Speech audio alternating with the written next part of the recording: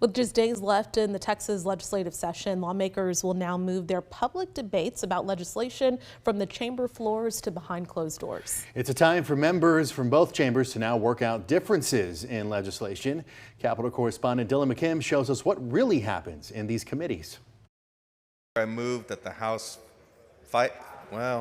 let's go ahead and concur. Before a piece of legislation can be sent to the governor's desk, its final version must first be agreed upon by both chambers, which is usually the case. And I move to concur. But there are times they're not any good, and I'm requesting to go to conference.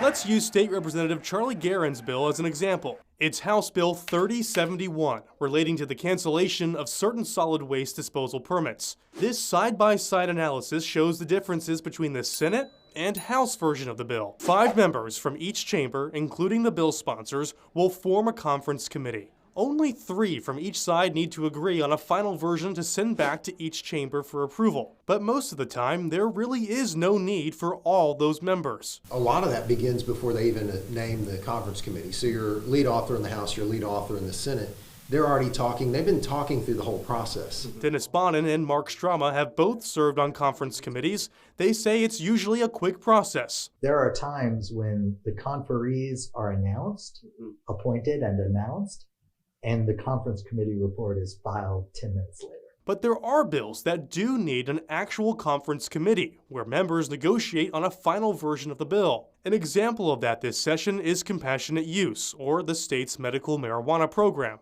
Negotiations on how expansive the program will be have already started, and the bill has not even gone into conference committee yet. But even more rare in this process is reviving a dead bill. A conference committee could get a majority of each chamber's support to go out of bounds on the bill, thereby adding in elements of a bill that maybe died into a bill that can still pass. When you're out of power, you're looking for ways to stretch a conference committee report to extend to one of your bills that failed. In Austin, I'm Dylan McKim.